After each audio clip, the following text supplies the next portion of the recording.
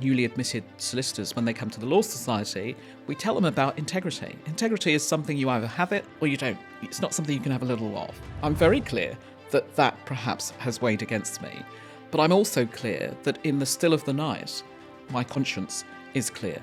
The pandemic did in 48 hours what perhaps would have taken the legal profession 10 years to do, and that was to absolutely embrace technology. As the president, I had to go out publicly and admit that the information that we had put out, that I had signed off, was incorrect. So own it. It was mine to own. And I think, having the courage to do that is one of those characteristics of a good leader. This podcast is brought to you by Beyond Governance, a multi-award-winning full-service governance consultancy. At Beyond Governance, we work with boards, executives and organisations who want to get governance right, not just on paper, but in practice. Whether that's navigating risk, strengthening board effectiveness, or building the kind of resilience that holds up when it really matters. That's what we do. If you shape strategy, oversee risk, and influence company value at the highest level, head to beyondgovernance.com or click the link in the episode description to learn more about how we can work together. Now, let's get back to the show. Welcome to Grit in the Boardroom. I'm Erika Eliasson-Norris, and today I'm joined by Dr. I, Stephanie Boyce, CBE FKC, a solicitor, governance leader and public servant who shaped public conversations. Welcome, Stephanie. Thank you. Let's get into it. So to start, most people introduce you as the first person of colour and first Black president of the Law Society. I think that understates your story.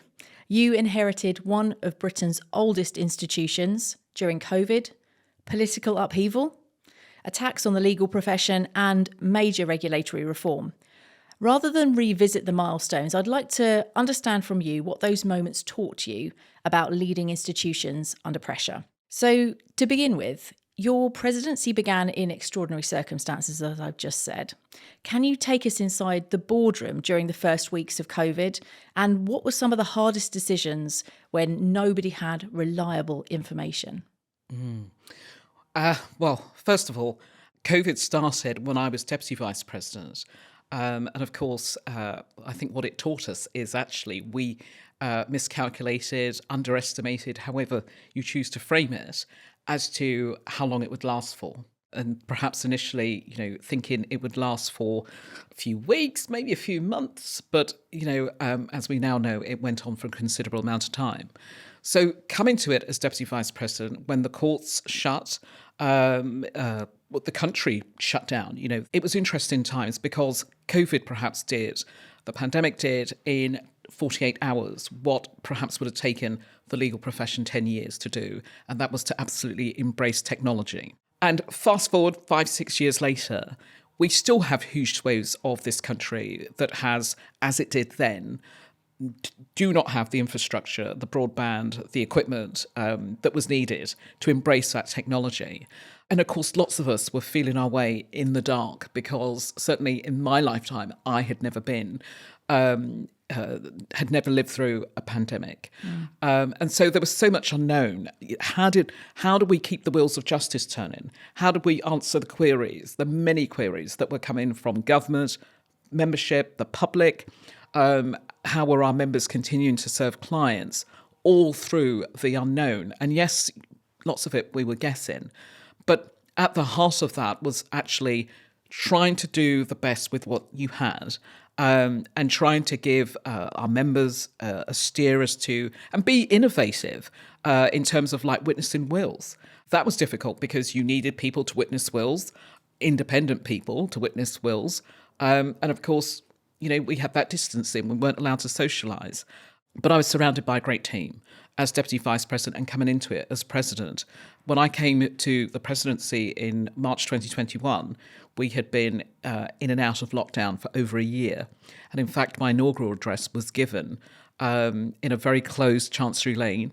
There was 3 of us in the building, myself, the security guard and an advisor. The building would remain closed in total for 15 months.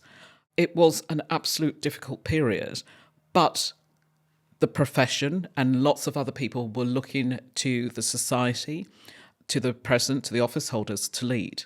And that is absolutely what we had to do, was lead under that pressure and not be defined by that pressure, but be steady, and be clear and decisive in taking the decisions that were ultimately taken. And at the time, what kept you up at night? Gosh, what kept me up at night? I did a recording that I often go back and watch, and that recording was done for a local college in my area. And I remember, doing it from my bedroom, and then talking about the pandemic and waiting for a vaccine to be found. And it's just, when I go back and I listen to that and I talk about the lives that have been lost and being in lockdown and all of that, it now seems somewhat surreal.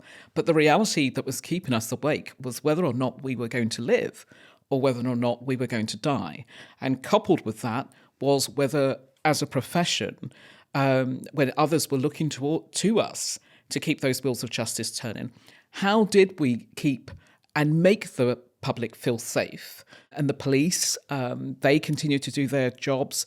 The pandemic did not stop people from committing crime. There was still a healthy appetite of that going on, but those individuals need to be represented. They need to be processed through the justice system.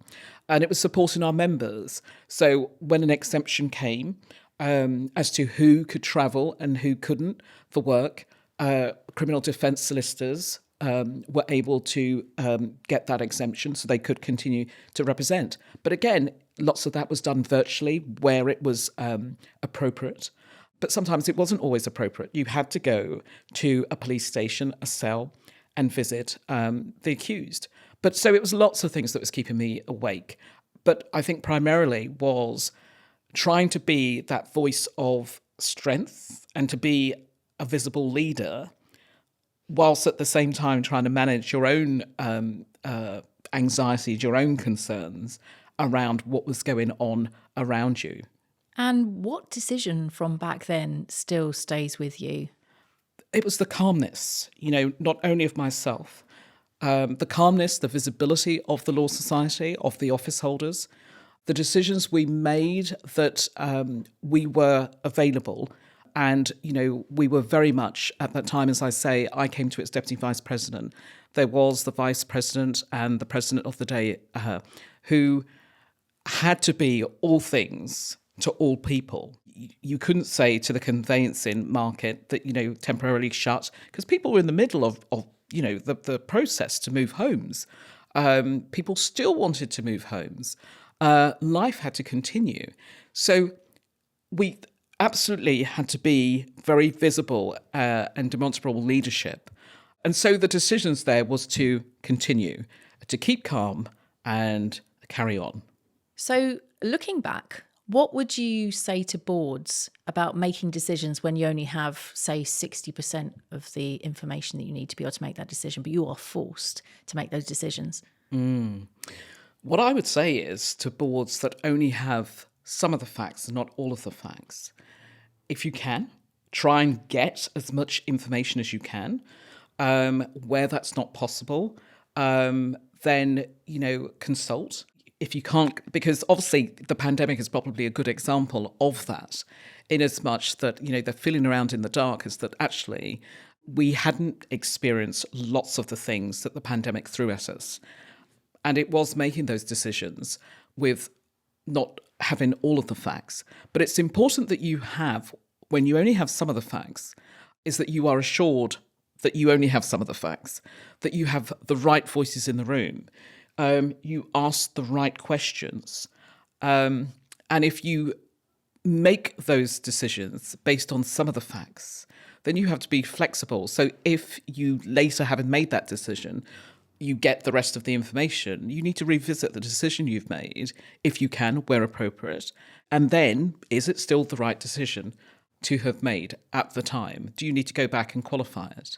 So, of course, we'd always want to have all of the facts, but a realization that you're not always going to have all of the information. But based on the information that you have, make sure that you have done your due diligence with the information you've got, and consult And don't be afraid to say, I don't have all the facts, but this is based on the facts that I have. This is the decision that has been made. You just touched on something there, that kind of honesty piece. Obviously, that kind of sits very strongly with you. I could tell just by the way you said that to me. Are there any other traits that are really important when you are in that position as a board? What I think is important as a board, first of all, that you are, that collective responsibility that we keep hearing lots about. And there seems to be a growing fad where some people want to dip in and out of that collective responsibility. But as a board, it's working together as a team. And if you do disagree, to borrow a phrase, is that you disagree well. So it might be that we don't always agree. There'd be something strange if we all agreed all of the time. But the other thing is to be assured as to the different voices around the table, who is being heard and who's not being heard. So who's not speaking up, who's not said anything. And I think it's important that you bring that in, because lots of times, in lots of rooms that I've been in, it's been the same people talking all of the time.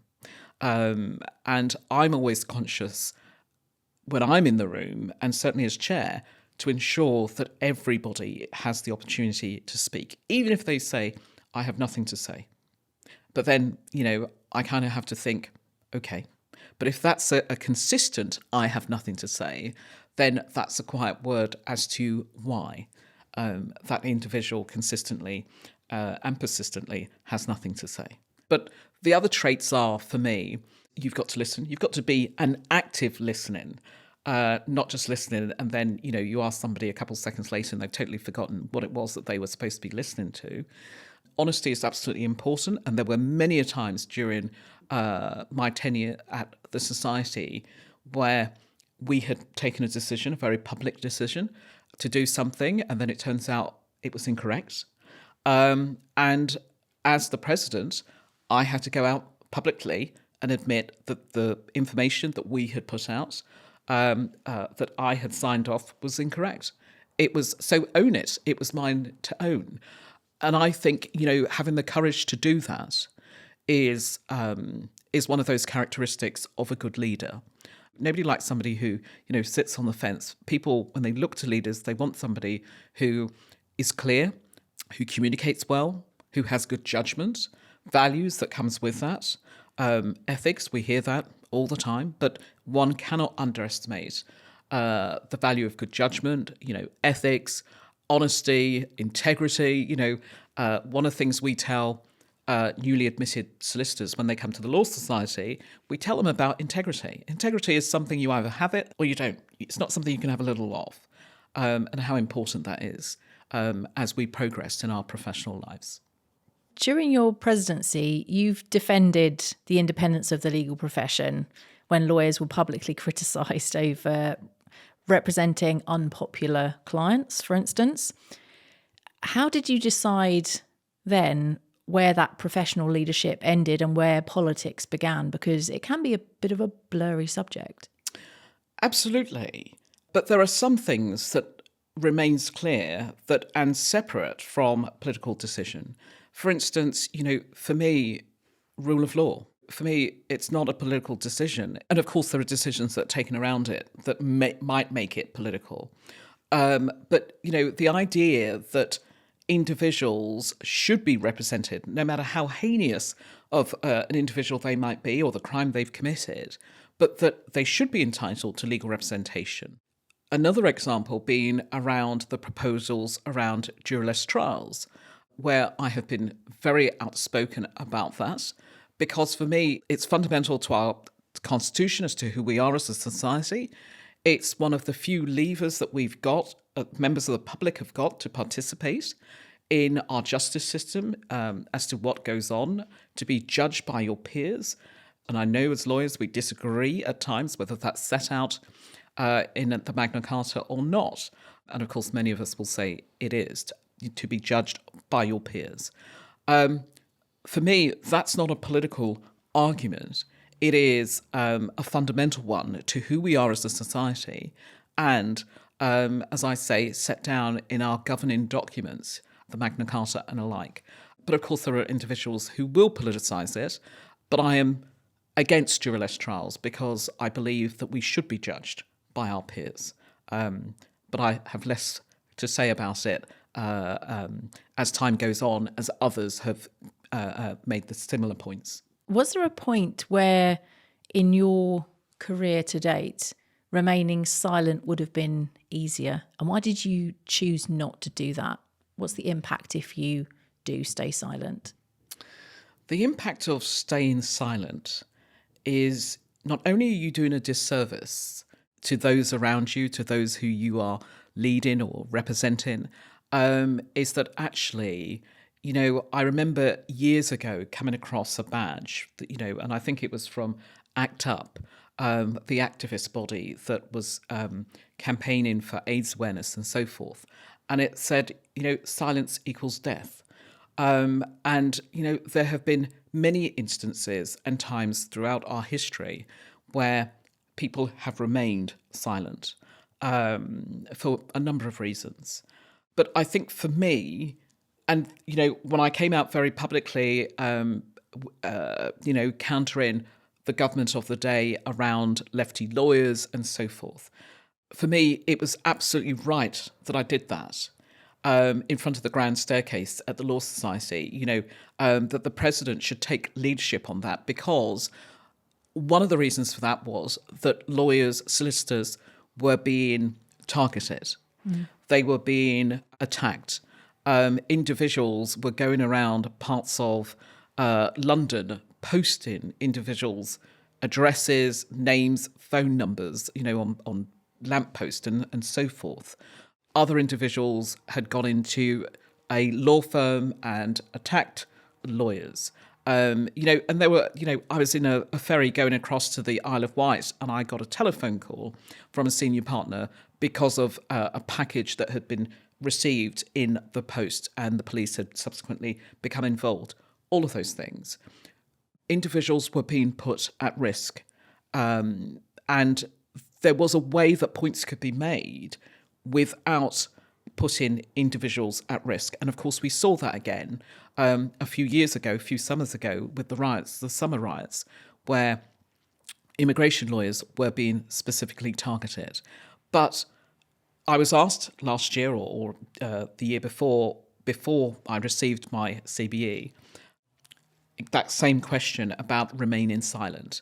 And I said, they said, you sit there with no position or title. Do you think if you had perhaps not been as vocal, you might have a position and title? And I said, absolutely. I'm very clear that perhaps has weighed against me. But I'm also clear that in the still of the night, when I'm lying there, and it's just me, my conscience is clear. And I remain steadfast to that. Wow, that's quite compelling, let's say, feedback from somebody, but it's very grounded, I think, in who you are as a person, to be looking at the impact that you have on others over titles and anything else that might kind of come along with that. That's quite something, I think. Thank you. What do you think boards should do when external pressures conflict with the organisation's values? I think because we've seen this over the last couple of years, we are in the midst of a storm almost daily with social media and people's ability to call organisations, individuals out. I think there is something in pausing and taking time in that discomfort at times. For instance, we're often told if you're going to send an email, maybe sleep on it, think about it. And that's exactly what organisations need to do before they go out and say something, that actually take the time to pause. Not a long pause, because if you take too long, people fill the gaps in. Rightly or wrongly, they fill the gaps in. But, but equally, if you go too fast, you might get ahead of yourself and actually you might not put yourself, the organisation, in the best position if you had taken time. So for me, it's about taking time to consider the whole environment as to what's going on and to assemble as many facts as you can before putting out statements. And actually, sometimes, as I say, that sometimes the situation sorts itself out, or you might need to amend the organisation's position as to what you first thought it might be by taking that time to think or to pause. And how do you prepare for that? Because preparation is key. As you say, you need to take time to think, but you also need those stakeholders, those other parties available to speak to at that critical moment. What sort of preparations do you do, I suppose, from a governance process perspective to make sure that at that crisis point, you are ready to take action? Not necessarily to jump in, as you say, to communicate, but ready to take action and start thinking about what you're going to communicate. Yes. Well, I guess it depends what the issue is or what's going on. Because you might have, I call it a circle of influence. Some people will call it advisors. But different stakeholders, you might need to go to different stakeholders to find out if what is being said or alleged or, what's happening, who's affected by this. Or you might need to call on, whether it's the circle of influence, the advisors, whoever, for additional information, because it's making sure that you've got the information to make that informed decision. And if we jump in too quickly, we don't always have that, and consequently may make the wrong decision. So for me, it's consulting. It's making sure that actually you are listening and asking the right questions. If it's about processes, you obviously want the information, the documentation, show me what's being done and go from there. But it's also you, the individual, and those around the table also have to be open-minded as to the information that's coming in and the information that's going out, and where it's coming from and who says what. So loads of times at the society, we'd have the press calling up. They'd be calling up because of something or whatever. And actually, there's nothing wrong with taking time to say, we'll come back to you. But as I say, you've got to be careful, because if you leave it too long, some will make up stories to fill the space. Yeah, I've worked in listed businesses the whole of my career, and stock exchange announcements and advising the public at large on what is happening, particularly if they are critical decisions, price sensitive kind of decisions. They, like you say, they need to be made at the point where information has landed, is solidified to an extent, sometimes not always 100%, but to a level that it will start to move the price. So that's something that can be quite critical in a number of different organisations. But as you say, it doesn't have to be a listed environment for crises to erupt and for challenge to kind of happen as a result. Absolutely. And I think it goes back to that honesty part, that actually if you haven't got the answer, or you're still dealing with whatever it is and still trying to put the information together, then for me, and I know we're moving towards a point where actually people see that as a weakness, but I think if you communicate it, it's all about how you communicate, how you tell that story. And sometimes being honest and just saying, I don't know, or we will come back to you, whoever, once we have that information, I think that goes a long way. Do you think we'll ever get to a point where honesty is not the best policy, i.e. just pushing ahead and in those circumstances taking a line on it and then apologising afterwards, as opposed to being honest and saying, I don't know?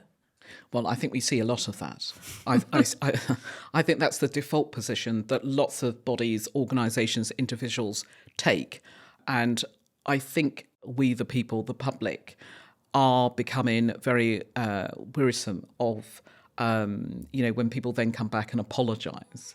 There is a loss of trust in those institutions, stakeholders, and so forth, where actually in the beginning they could have said, and they would probably have been more respected for being honest rather than trying to dress something up.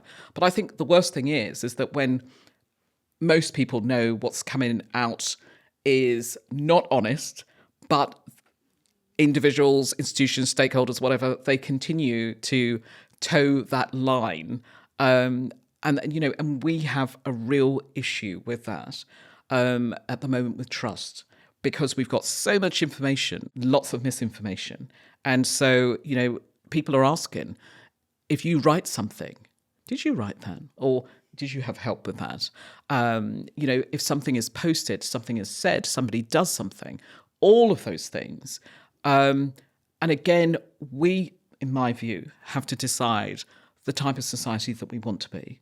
And we need to get back that trust in institutions, bodies, individuals, because it's that distrust that is overwhelming us and is creating and fueling, if you ask me, lots of that distrust. And it has a massive impact on reputation as a result. There's definitely some challenges around there. Do you think there's ever a point where avoiding controversy is not necessarily reputationally the best approach, but it is something that will affect your reputation, but you decide to embrace that controversy anyway, because actually dealing with that particular event in the way that you need to, no doubt you've had experiences of this yourself, is the best approach? Yeah, I mean, for me, an example, I'll give you one example. There are many examples. But having appeared on mainstream TV, I don't really do I don't do social media at all, except for one particular platform, professional platform. But having appeared on mainstream TV, they posted, they've got active social media channels, but there was lots of comments around my gender, around my ethnicity, around the way I looked, and all of those things. And people can say what they want, as these individuals did. And yes, I was amazed by some of the things that they said, because I thought I looked quite good, actually. And what was really interesting was the focus on, the look, the gender, rather than the substance of what was being said, because there was no comments around that. It was just, the rest of that. And what I did was, I then, on the social platform that I'm on, put out a very clear message in general about these comments, but rather than addressing the comments directly, actually, made a statement about, individuals who think it's okay to do that. And I can't remember what I said, but the point is that many a times, and I've been lucky or fortunate, I don't know what you choose to call it, that people, if they have chosen to say something about me, I do not respond to them. So if people leave comments on my particular platform, I do not engage with them and I will block them if they go that far. But I've had individuals who I've blocked and then they just recreate something else and come back, in a different guise. But I don't, because that just fuels them. But if I have a particular point, if they've made such an odious point and I feel that I can address it, then I will. But I tend not to, because I think actually for me, on many occasions, going back to the original, the initial question, silence at times speaks volumes in that particular instance. Hi everyone, your host Erika Eliasson-Norris here. I want to take a quick moment to talk about something close to me. Every conversation I have on this podcast comes back to the same thing: the pressure of making high-stakes decisions with real consequences and doing it with integrity. That's exactly why Beyond Governance exists. We partner with leaders and boards who refuse to treat governance as a box-ticking exercise because the cost of getting it wrong is too high. If that resonates with you, go to beyondgovernance.com or click the link in the episode description to explore what we do. Right, now back to the show. That must have been really difficult for you. I think people of all different kind of backgrounds will have different things that they are potentially criticised for, rightly, often wrongly, by, dare I say it, faceless people that are on social media that are behind a screen and don't think that the person on the other side is a real person, or they don't care about it. How, as a leader, do you manage that? Because that's something that, as a leader, you step up, you want to do the right thing, you participate in, news, TV, whatever else it might be, and you do it for all the right reasons, and someone comes in and cuts you down. That's not part of the job description or what you signed up for, and it's not really what you want as a result. How do you deal with that? Well, I mean, absolutely. Firstly, I always say I know who I am. I'm not defined by the those faceless individuals. And I remember there's a saying, I don't know who said it, but I used to use it very often during my tenure. But, what other people think about me is absolutely none of my business, because that would keep me awake at night. Yeah. And if I had, the 4 attempts it took me to get elected to become president, if I had listened to some of the advice I was given, I would never have become president. If I had listened to some of the advice that I had been given along the way of my professional journey. So, for instance, not that I'm advocating people should do this, but I stopped taking feedback from job interviews a long time ago, because I got to a point where I'd sit there listening to this rubbish when I knew that I was the best person for that job. I had all the qualifications and all of those things. And people would say stuff. They'd already given the person the job. Or, for whatever reason, and I can imagine, but for whatever reason, I didn't get the job. And the trouble with feedback, as I viewed it, is that words, they're like seeds. They take root, and like a broken record, they play over and over and over. One of the last interviews I went to and was given that feedback, that's exactly what happened. And I just made a decision, not interested.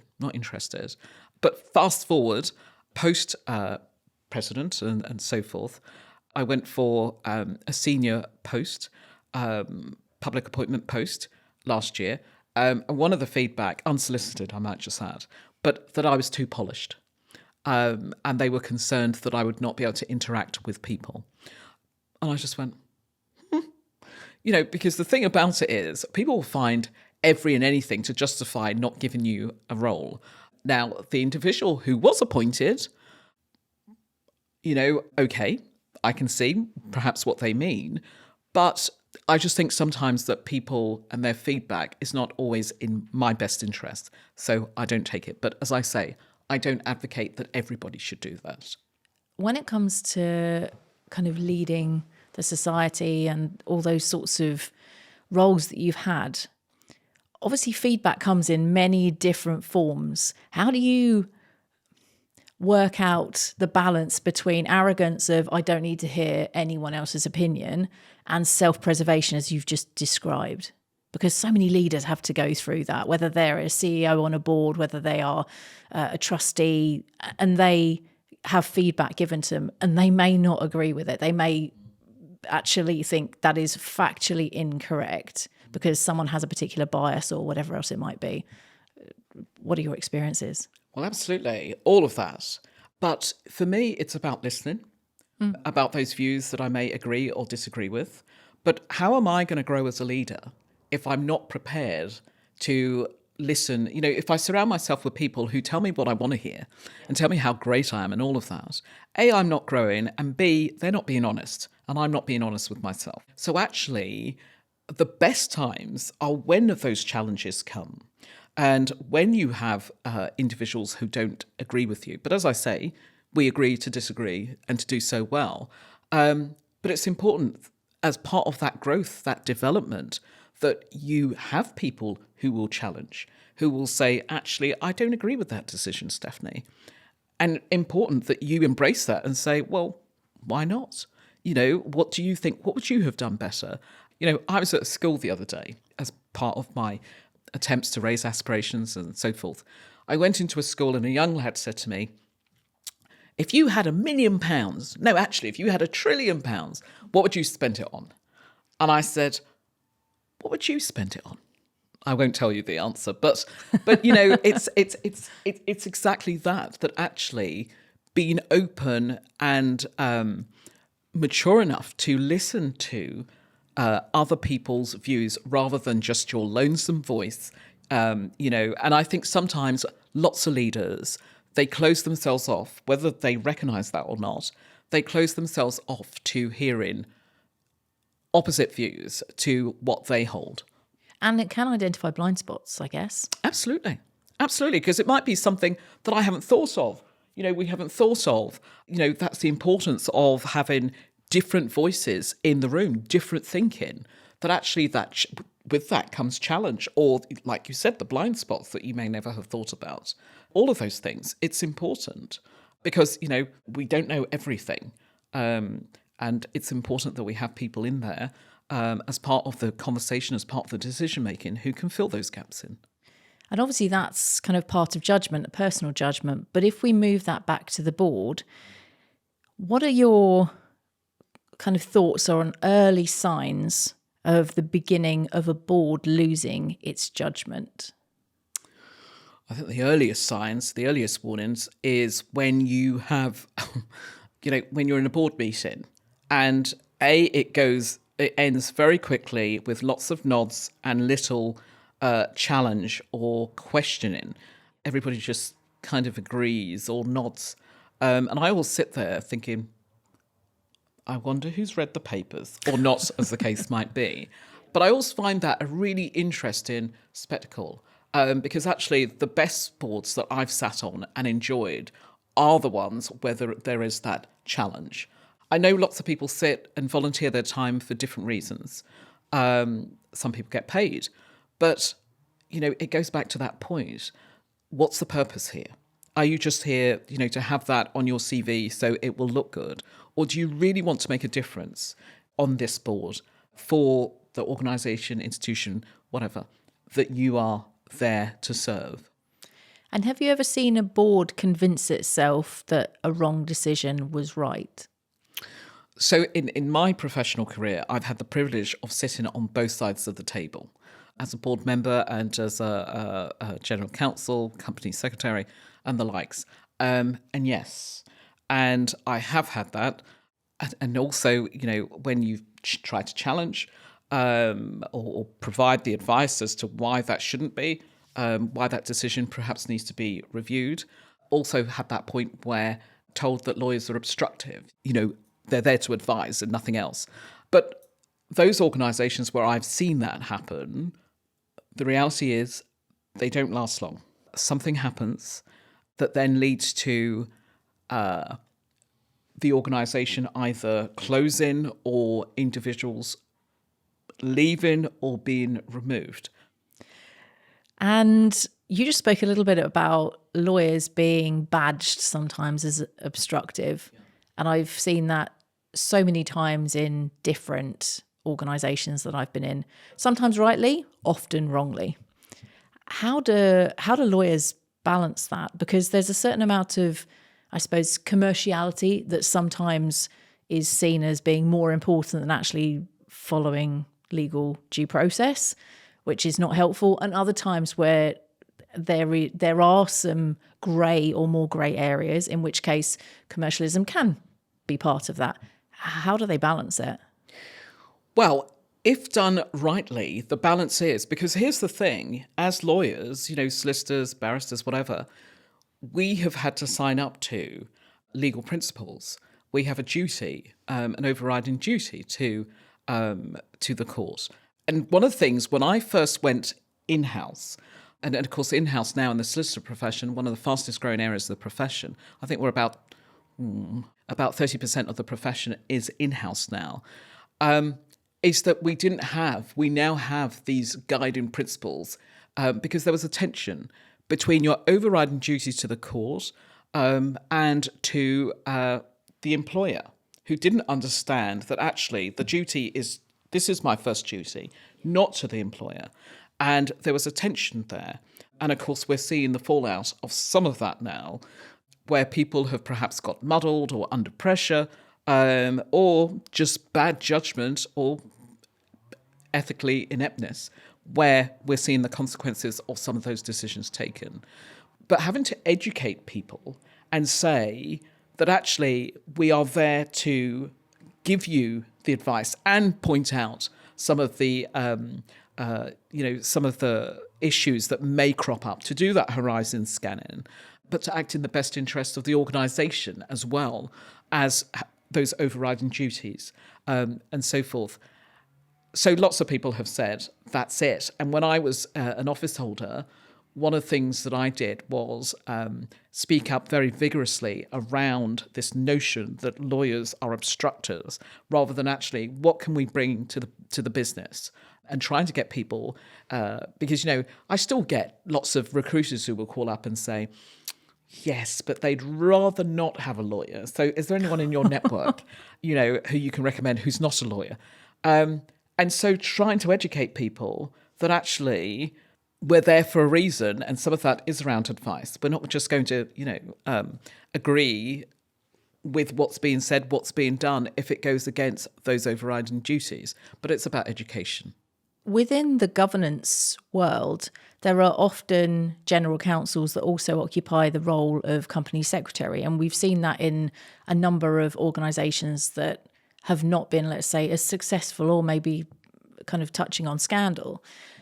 How does somebody balance that? Because the role of a general counsel is legal. The role of a company secretary is advising the board.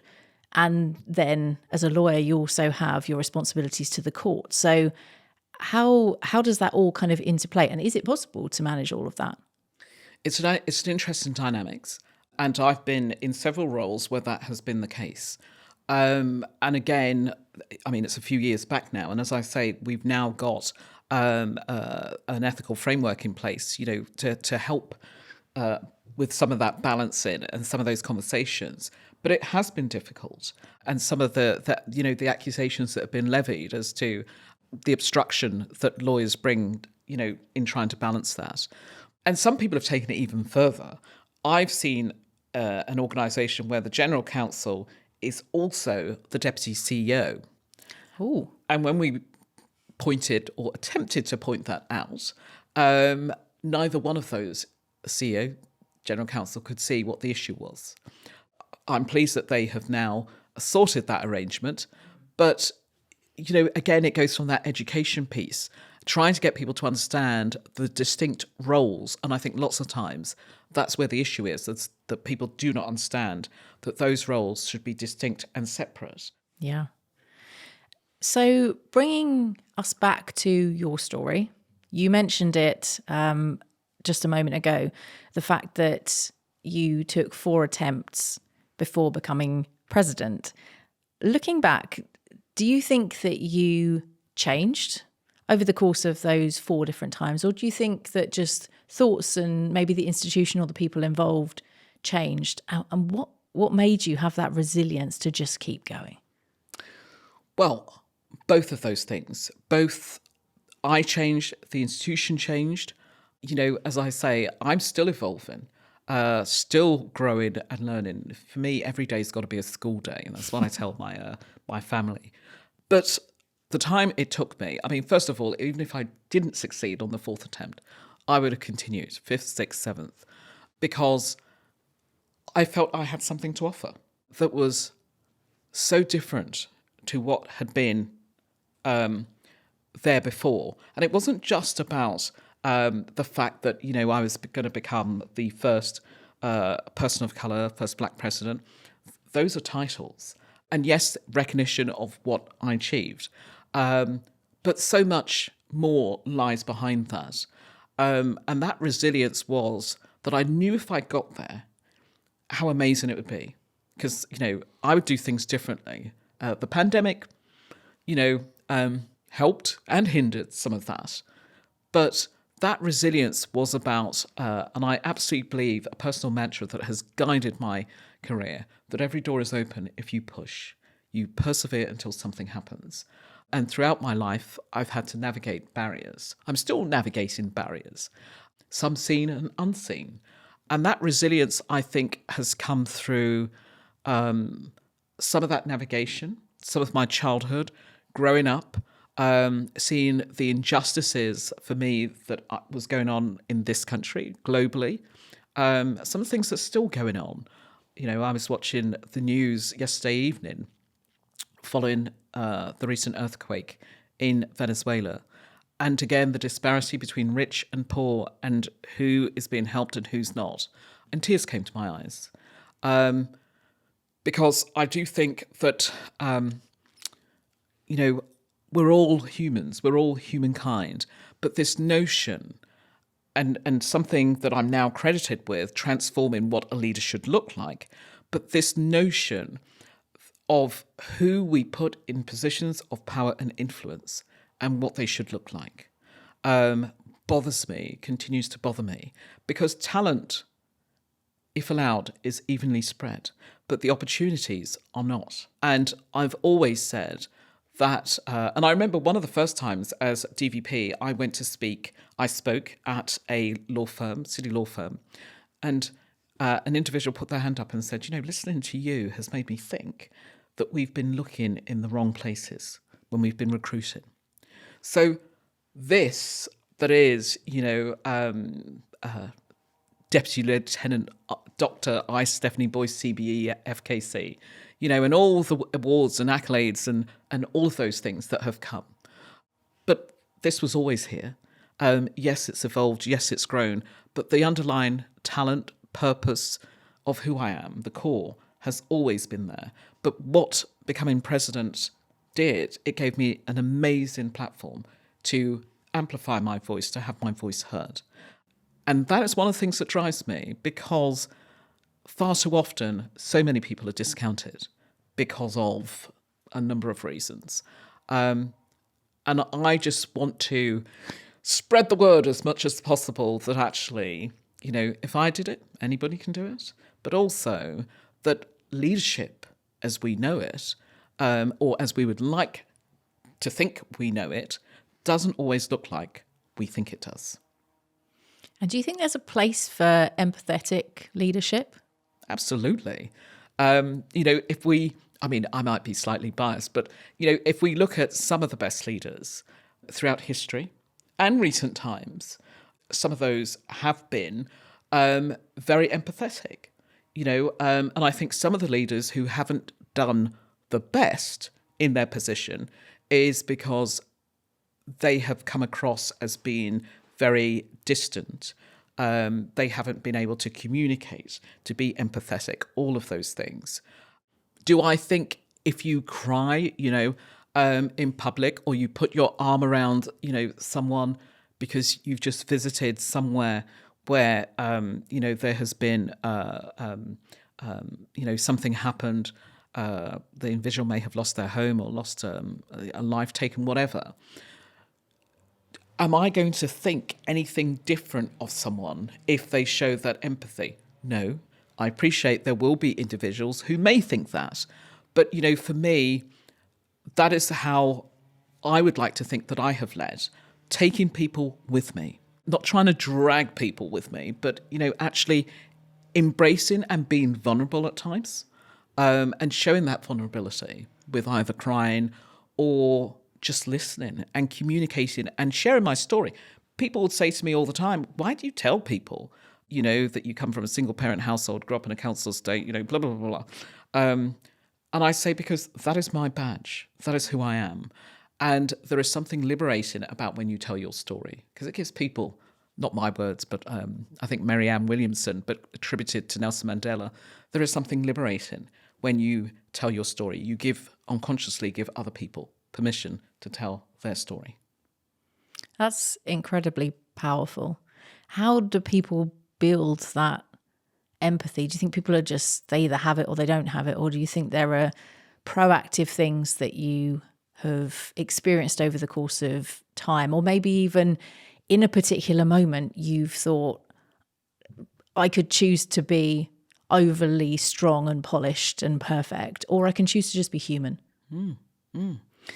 So all of those things, so for instance, when I'm at home, or with my family, that is a different persona perhaps at times than, if I'm out and about in a professional setting, depending on where I am. But ultimately, as I say, it goes back to that core of who are you?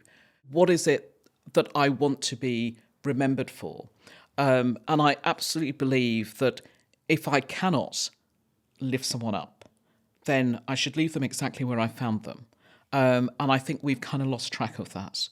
And for me, some of the best leaders, the best bosses I have had, are not the ones who micromanage, are not the ones who, are very distant and cold. I once worked with an organisation where the director Every morning he came through that door and he had to come in on the floor, the open floor, to walk round to his office. He never spoke to anyone, never made eye contact, nothing. And, and I still remember that. Whereas when I was training, I spent the best part of being down in reception, talking to the receptionist. I'll talk to anyone, me. When I go into a building, because we're all a team. If the cleaner doesn't clean, the room or wherever, you don't perform your best. If the receptionist doesn't, that's the first face of the organisation. All of those things. And yes, okay, I may have a title that sets me apart, but ultimately, going back to that core, we're humans. We're human. My mother always says, we all bleed the same. It's the same colour. But for some reason, at times, we have lost sight of that.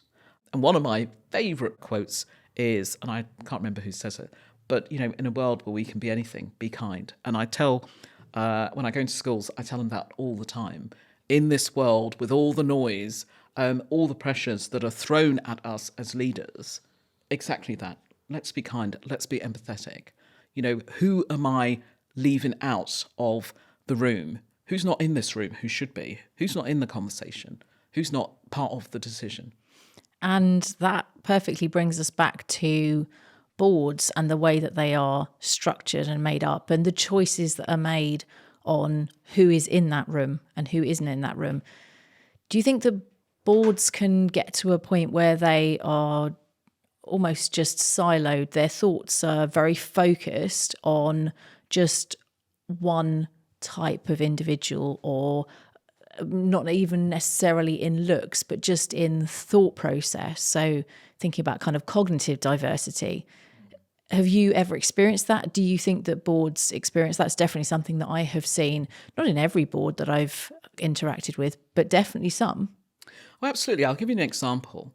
When I left office, obviously I was looking for, a job, a position, and having just left an organisation of over 400 people, a multi-million pound organisation, and having done it through some of the most turbulent times in our nation's history, and so forth, to be then told that, you've never sat on a board, FTSE, whatever it was at the time, board, and so, you're unlikely to get onto one. And that has been something, because when you look at some of these, boards and some of the rollback on diversity on some of these boards, and it really bothers me that if we keep recruiting you see the same individuals popping up in the same places all the time, and you just think, weren't you over there a minute ago? You were chairing that, weren't you? And now you're over here. We're locking out talent. And people cease to put themselves forward because, and I've had that, where I think, well, what's the point? You're either too polished, or you've never sat on a FTSE whatever board, or, they're not looking. They're looking at individuals who have all of that, but not willing to give others a chance to acquire those skills and expertise. And so, as I say, the question for me is, who's in the room? Who's not in the room? Who should be sat at the table? Do I really have to bring my own chair? I think it was Shirley Chisholm who said that. I'll bring my own camping chair, but I shouldn't need to. And what is the story we're telling to those coming behind us as to who can get ahead? Who can sit on our boards? In our boardrooms, some of the most important defining decisions are being made about us as individuals, about us as a nation and society and so forth. But yet it doesn't replicate our society. It doesn't replicate our society, and therefore those blind spots, they keep coming up and up again, and you think, we're here again. When actually, if we stop recruiting in our own likeness, from our own networks, and we're a bit bolder, braver, and a bit more innovative, I believe that we'd be a richer, and not just in the monetary sense, but a more richer, innovative society. What do you think is one of the biggest myths that boards tell themselves about meritocracy? Dare I say it, it's not just akin to boards, So, so one of the things I talk lots about is exactly that, is that, not having an issue with merit, although I do. I don't have an issue with merit if it's spread evenly. The difficulty is that those who talk about recruiting on merit, they're not doing so equitably. Yeah. There's all these different categories, levers and all sorts that most of us don't even know exist. Because, had we gone to a particular school, a particular university, then that would set us up very nicely to walk into a particular boardroom, a particular position, and so forth. But the majority of us, that was not open to us to do that. And nor should we penalise people who choose to highlight those particular issues. And you've spent your career defending public trust. In your experience, do organisations lose trust because they break the law or because they slowly abandon their own values? Or maybe both? Absolutely both. Absolutely. There are so many examples of exactly that. And I think the other thing is that, organisations talk lots about values. I had a paper come across my desk the other day where they were talking, I think it was a job description or something, about the organisation's values. And I said, well, what are they? When I went into a school last week, it was very clear as to what one of the values were. And, when I asked the children, they were very clear as to what their values are. But you go into some organisations and you ask some of the senior, leadership team, what's your values? They're kind of looking at you, do you mean our mission statement or our vision statement or whatever it is? And he's be like, oh, that will do. But, so they're not clear on, what that is. So there is clarity that's needed. And final question for you. If you had 5 minutes with every UK board, listed, unlisted, private, charity, not-for-profit, what would you tell them that they underestimate about trust? It would take me a lot longer than 5 minutes. Actually, it'd probably take me less, because I think the fact that, they take it for granted at times. It's not valued. It's probably not even considered, because at times we don't, going back to what I was saying, we don't trust that we've got. How many times do we ask ourselves, who's in the room, who shouldn't be in the room? Who's at the table, who's not at the table? When decisions are being taken, are we thinking about the unintended consequences of those decisions and who they might affect and how they might affect individuals? Or are we just busy being self-serving? We're on the board, we know better, and so, this is the right decision as far as we're concerned, and that will do. Job done, and then they move on to their next board meeting.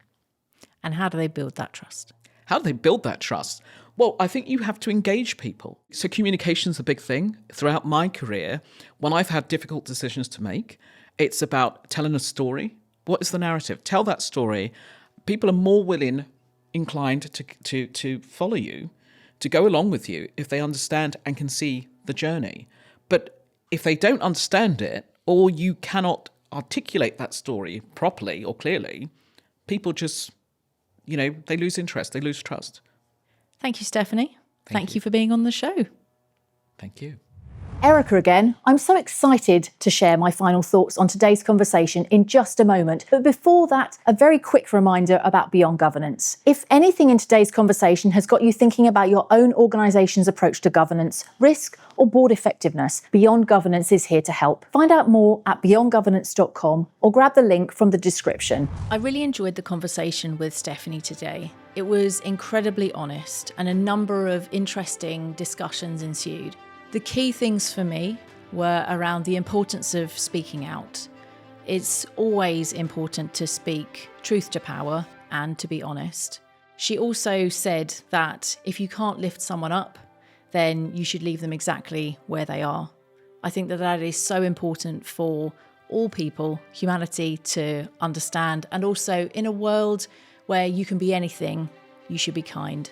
I think leadership is definitely in different views, on whether it's important to be empathetic, but Stephanie definitely had a very strong view that they should be. And I think in this modern age of leadership, it's something that everybody should start to consider.